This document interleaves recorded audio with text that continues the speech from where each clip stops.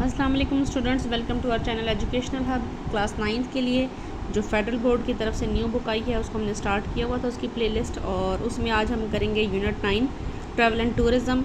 ये भी एक पोएम है और थोड़े से पेजेस आज इसमें आगे पीछे हो गए हैं। ये पोएम है और ये लिखी है रॉबर्ट लुइस ने स्टीवेंसन, जो कि एक स्कॉटिश एसेस्ट हैं, पोइट हैं, नॉवलिस्ट हैं और ट्रैवल राइटर हैं। ट्रैवल राइटर आप लोग समझ लें जैसे सफ़रनामे लिखने के लिए होता है, सफ़रनामे लिखने वाला होता है, इस तरह से समझ लें। ठीक है, तो यहाँ से स्टार्ट हो जाए। इसकी मेन थीम देख लें, ऊपर ट्रैवल एंड टूरिज़म है और हॉस्पिटैलिटी है, ट्रांसपोर्टेशन है। इस पूरी पोएम में जो आपका मेन थीम है, आपको उर्दू में आसान ज़बान में बता देती हूँ। यानी एक पोएम लिखी है शायर ने, पोइट ने, और उसमें उसने ये ख्वाहिश की है कि काश मैं फ़लाँ जगह जा सकता, या मैं फ़लाँ जगह जाना चाहता हूँ। मेरा दिल चाहता है मैं एक दिन उठूँ और फ़लाँ जगह चला जाऊँ। और डिफरेंट जगहों के, फिर दुनिया में फैली हुई डिफरेंट जगहों के, कहीं रेगिस्तानी इलाकों के नाम लिए हैं, ज़्यादातर ऐसी ही जगहों के नाम लिए, क्योंकि ये चूँकि स्कॉटिश यानी एक अंग्रेज़ आप समझ लें पोइट अगर, तो उनका जो उस टाइम में उसकी जो एक ख्वाहिश थी ट्रैवल करने की, वो हमारे एरियाज़ में, मुस्लिम एरियाज़ में, रेगिस्तानी एरियाज़ में ट्रैवल करने की थी। तो इस पोएम में आप यही चीज़ें ज़्यादा देखेंगे, गर्म इलाकों में और इस तरह के इलाकों में उनके आने की ख्वाहिश है जो इस पोएम में ज़ाहिर हो रही है। ठीक है, तो पोएम स्टार्ट करते हैं। I should like to rise and go, मैं उठना चाहूँगा और जाना चाहता हूँ। ठीक है, यानी मैं चाहता हूँ, क्या मुझे ऐसा करना चाहिए कि राइज़ उठना और चले जाना चाहिए। Where the golden apples grow, जहाँ पे गोल्डन या पीले रंग के सेब उगते हैं। वेयर बिलो अनदर स्काई, जहाँ एक और आसमान के नीचे, एक और आसमान के नीचे जो है ये एज इस तरह से इस्तेमाल हुआ है कि आसमान तो डेफिनेटली एक ही है जो हर तरफ है, लेकिन ये नहीं किसी और ही दुनिया में।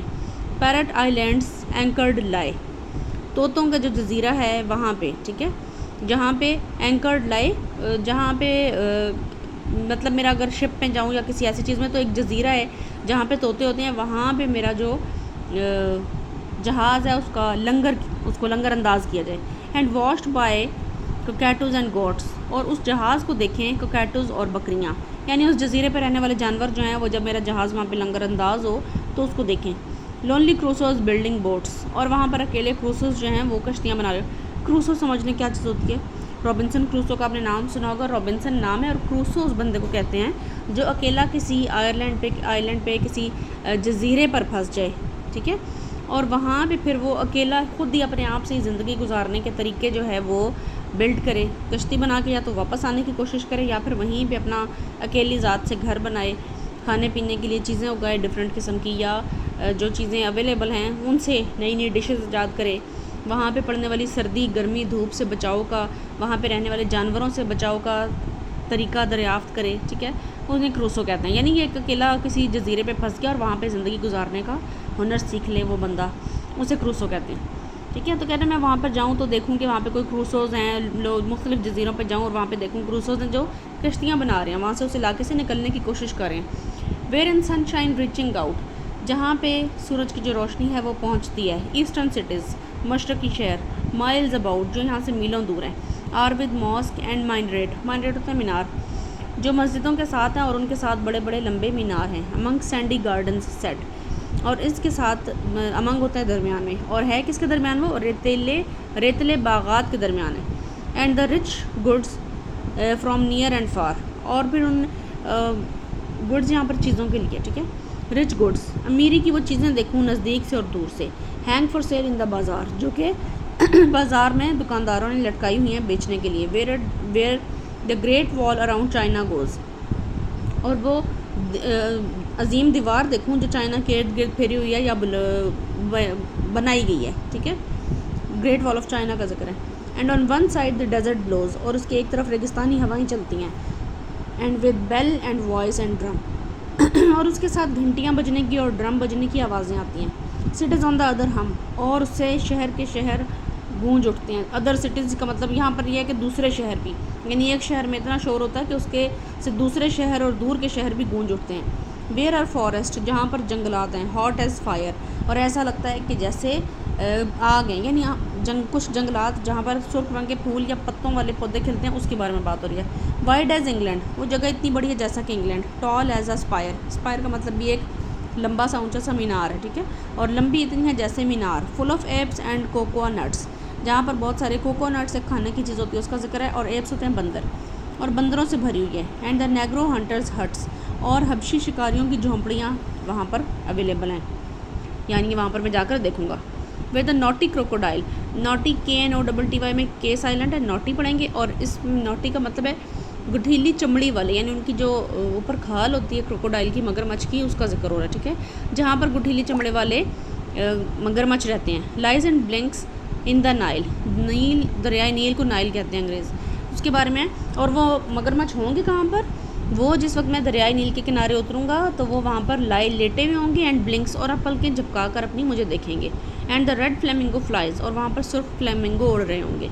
Hunting fishes before his eyes, और उसकी आंखों के सामने शिकार कर रहे होंगे, यानी किसकी, वो जो मगरमच्छ लेटे हुए हैं दरियाई नील के किनारे, वहाँ भी आसपास फ्लेमिंगोज परिंदे उड़ रहे होंगे। आपको पता है फ्लेमिंगो दरिया के किनारे पाए जाते हैं क्योंकि वो मछलियाँ खाते हैं, छोटी मछलियाँ, ठीक है, तो वो जो है उनको शिकार करता हुआ देख रहे होंगे। Where in jungles near and far, जहाँ पे जंगलों में नज़दीक और दूर। Man devouring tigers are, man devouring है, मैन डिवोरिंग होते हैं आदमखोर, आदमियों को खाने वाले शेर होंगे। लेइंग क्लोज, जो पास ही कहीं होंगे। एंड गिविंग ईयर, और तमाम उन्होंने कान लगाए हुए होंगे। लेस्ट, लेस्ट का मतलब है कि कहीं ऐसा ना हो, कैसा ना हो, वो जो आगे चीज़ लिखी होती है सेंटेंस में वो, ठीक है। Lest the hunt be drawing near, और कहीं ऐसा ना हो कि शिकार नज़दीक आ जाए, यानी शेरों ने कान लगाए हुए, आदमखोर शेरों ने, कि कहीं ऐसा ना हो कि उनकी बेखबरी में शिकार या कोई बंदा चलता हुआ उनके नज़दीक आ जाए और उन्हें पता ना चले, वो वक्त पे उसको शिकार ना कर सकें और बंदा उनके पास से निकल जाए। तो कह रहे शेर जो है वो शिकार के लिए कान लगा कर बैठे होंगे। और अ कमर बाई बी सीन, और या फिर इसलिए कि जो भी कमर बाई चल के आने वाला राहगीर है, आने वाले को बी सीन, उसको देखा जा सके। स्विंगिंग इन अ पेलिंक्विन, पेलिंक्विन होता है पालकी में, या फिर ऐसे बंदे को जो पालकी में आ रहा हो। Where among the desert sands, और जो रेगिस्तान में रेत के दरमियान चलता आ रहा हो, यानी किसी भी तरीके से वो वहाँ पर आने वाला हो, शेर उसका इंतज़ार करें। सम डेजर्टेड सिटी स्टैंड्स, डेजर्टेड है जिन्हें छोड़ दिया गया, डेजर्ट का मतलब तो छोड़ देना, डेजर्ट का मतलब सिर्फ सहरा नहीं होता, मतलब ज़्यादा मतलब है, तो इनमें से एक है छोड़ देना, ठीक है। तो कुछ ऐसे शहर हैं जिन्हें छोड़ दिया गया। All it's children SVEEP and Prince, और उसके सारे जो हैं काम करने वाले और बच्चे और जो शहजादे हैं वो वहाँ से जा चुके हैं, वो वहाँ पर नहीं हैं, उन लोगों ने उस शहर में रहना छोड़ दिया। कुछ शहर ऐसे भी हैं जिनको लोगों ने वहाँ पे रहना, रिहाइश जो है वो छोड़ दी है। आगे क्या है, grown to manhood ages since not a foot in street और हाउस, वो कह रहे हैं कि इसके तमाम बच्चे, सफाई करने वाले और शहजादे सदियों पहले जवानी को पहुंच चुके हैं, वो पहले ही जवान हो चुके हैं, ठीक है। Not a foot in street और हाउस, और इनमें से किसी के पैरों की कोई आवाज़ एक कदम भी नहीं रखता इन गलियों में और इस घरों में इनमें। Not a stir of child और माउस, और स्टिर है आवाज़, हिलने की आवाज़, तो यहाँ पे किसी बच्चा और या बच्चे तो क्या किसी चूहे के भी चलने की आवाज़, फिरने की आवाज़ या हलचल नहीं है। And when kindly falls the night, और जब नरमी से रात आती है। In all the town no spark of light, पूरे कस्बे में या पूरे शहर में रोशनी की कोई किरण दिखाई नहीं देती। In all the town no spark of light, ये लाइट में पड़ रही है अगली लाइन है। There I will come when I am a man, मैं जब बड़ा आदमी बन जाऊंगा तो मैं वहाँ ज़रूर आऊँगा, ठीक है। विद अ कैमल कारवान, हो सकता है कि एक ऊँटों के काफिले के साथ। Light a fire in the gloom, फिर मैं वहाँ पर आग जलाऊँगा। Of some dusty dining room, और फिर किसी गर्द व गुबार से हटे हुए खाना खाने वाले कमरे में, डाइनिंग रूम में बैठूंगा। See the pictures on the walls, और फिर वहाँ बैठ कर मैं दीवारों पर लगी हुई तस्वीरें देखूंगा। हीरोज़ फाइट्स एंड फेस्टिवल्स, वहाँ के हीरोज़ को, बहादुरों को, वहाँ की लड़ाइयों को और वहाँ के त्योहारों को। आपको पता है उस ज़माने में कैमरा तो नहीं था, हाथ से पेंट की तस्वीरें थी, और वो अपने हीरोज़ को प्रेजेंट करते थे, उस ज़माने की फ़ाइट्स को और अपने तहज़ीबों को, अपने फेस्टिवल्स को। तो वही कह रहे हैं कि जब मैं किसी और इलाके में जाऊँगा, वो वीरान या उजड़ चुके होंगे, वहाँ कोई भी नहीं होगा, मैं फिर भी वहाँ जाऊँगा वहाँ की तहज़ीबें और वहाँ की गुजरी हुई जो स्टोरी है, हिस्ट्री है, वो देखने के लिए। And in a corner find the toys, और फिर वहाँ पर मैं देखूँगा कि एक कोने में कुछ खिलौने पड़े हुए हैं। Of the old Egyptian boys, जो कि पुराने कदीम मिस्री बच्चों के होंगे। अब कहने का मतलब इस पोएम का आपको आई डोंट नो आपको समझ आया या नहीं। इसका मकसद ये है कि पुराने ज़माने में, अभी तो ट्रैवल करना या इंटरनेट के ऊपर किसी भी मुल्क की आप कल्चर, बंदे, उनकी हिस्ट्री कुछ भी निकाल कर चेक कर सकते हैं। तो पहले ज़माने में ऐसा नहीं होता था, पहले ज़माने में लोगों को वहाँ पर जाना पड़ता था।